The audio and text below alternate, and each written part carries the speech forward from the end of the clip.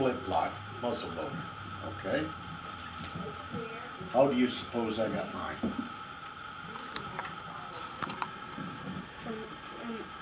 From your camper site? Well, in a sense, yes. But when the Europeans came to this country, to your country here, I saw some things that I would like to have, so I would trade. I would trade furs, silver fox, beaver, red fox, squirrel skin for their baby shoes, and a rabbit skin.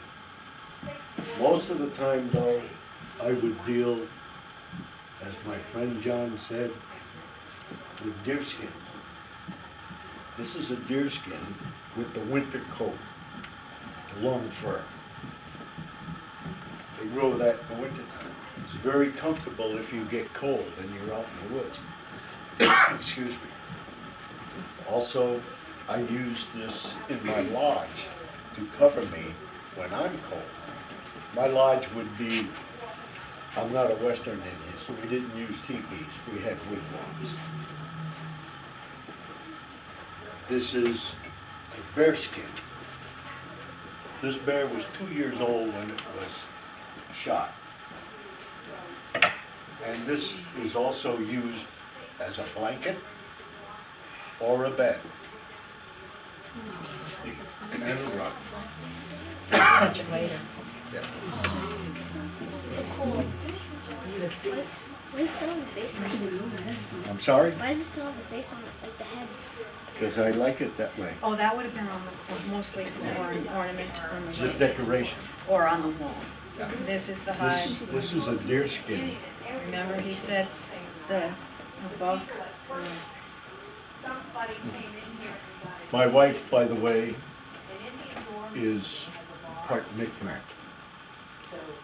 And she goes with me wherever we go. And sometimes I go to different schools and give talks. Did you do this one? Yes, this is beaver. Also, in my role as shaman in my tribe, I have, what is this? I think that, like, if you hold it like that, and like,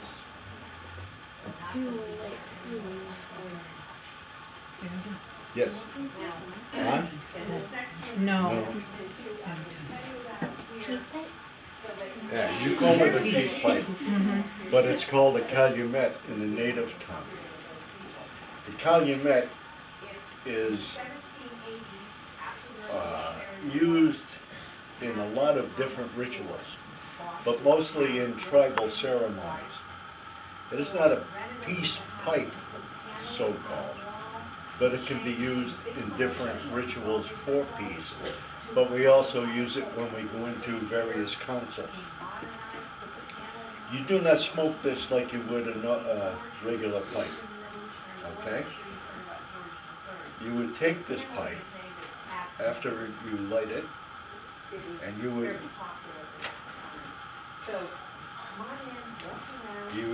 blow the smoke out. And while you're blowing that smoke out, in your mind you have a prayer or a thought that you want to have sent to the Great Spirit, the sacred mystery. Okay? And believe it or not, even though you didn't speak it, that thought comes from the smoke, through your mouth, from your mind, to the sacred mystery. Then afterward, we take the pipe, go to the east, to the west, to the south, and to the north. That is the four winds. They have their own spirit, and you are giving them a taste of the sacred breath of tobacco.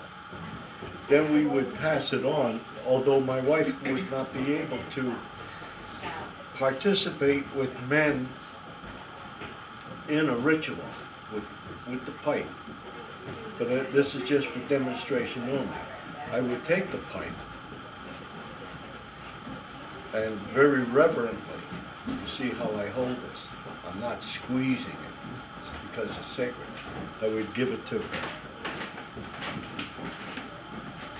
And then she would do the same as I did. This would have the fire and the tobacco in it. Then I would take it from him. Everything was done slowly, quietly, and reverently. Then I would take it, draw it up here, just hold it in my mouth the way you'd hold gum. Just hold it enough so that I could draw it up, hold the smoke, and then go. Now I would be sending my prayer, whatever it was. My prayer today would be for peace for all of you, tranquility and harmony and happiness. And then I would blow that to the heavens.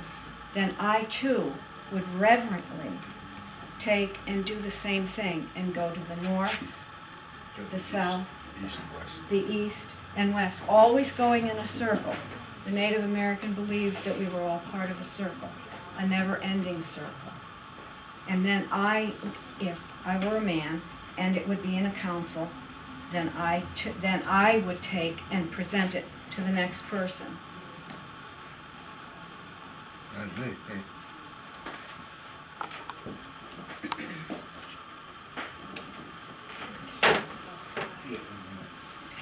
When we are in council, we had many different councils. We had the Council of Elders, which was the council of all councils, because the elderly in a tribe were looked upon as having knowledge about many, many things that some of the other people in the tribe didn't know about. If I were in council now, and we were talking about a subject, I would hold what they call the talking feather. The feather itself does not talk, doesn't speak a word.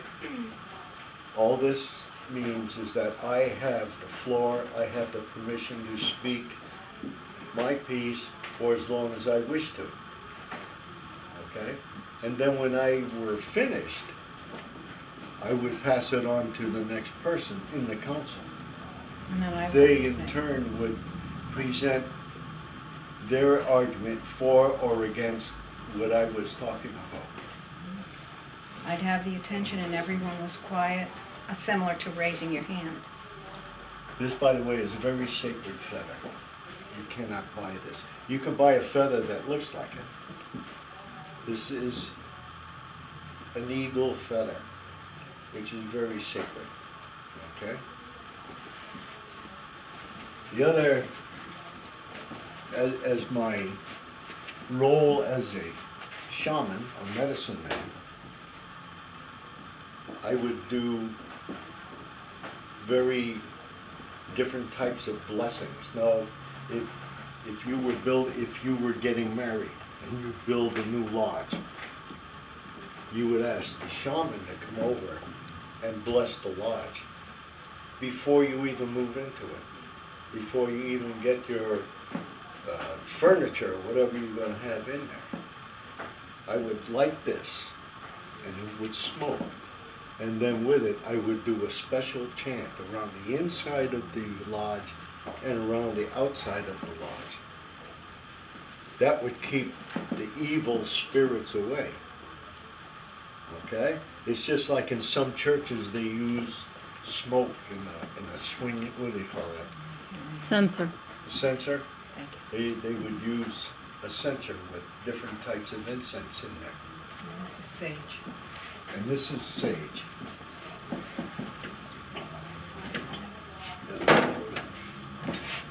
Also in my charge as a shaman, I have a rattle.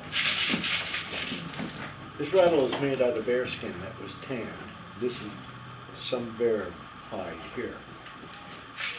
And the stones that are in here, so I am told, came from a river out in Wisconsin, which the natives in Wisconsin consider to be a very sacred river.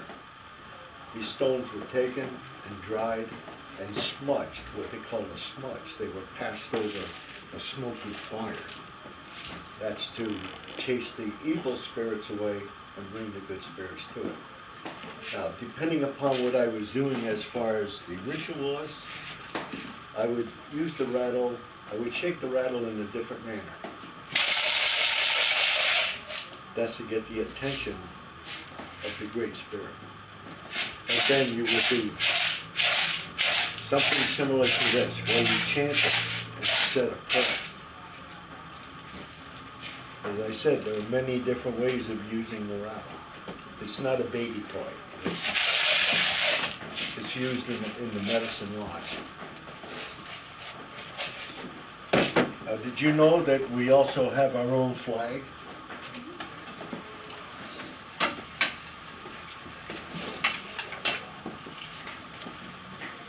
The Mohawks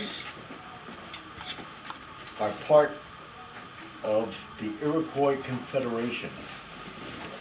Have you all heard about Hiawatha? No. You never heard it? You never read about Hiawatha in the school? Well, Hiawatha was a very real person, a peace-loving person.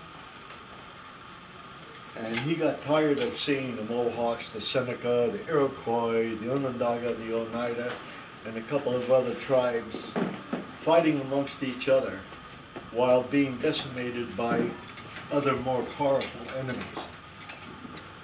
So he went to each tribe and started speaking with them about the peaceful process. And if they banded together, they would be more powerful.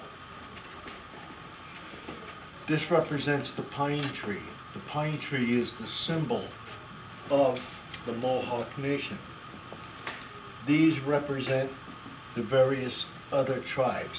Originally in the Confederation, there were only 5 tribes. There was of course, the Mohawk, the Iroquois, the Onondaga, the Oneida,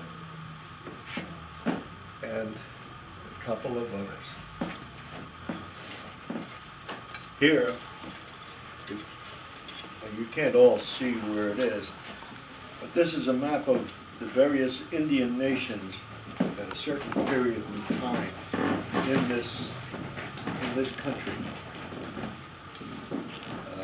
I don't know if you'll be able to see, but my tribe is from up in the Great Lakes area. It was Eastern Indians. And Eastern Mr. what? Clinton, you're just about time is up. Oh, okay. I didn't cover half what I wanted to, but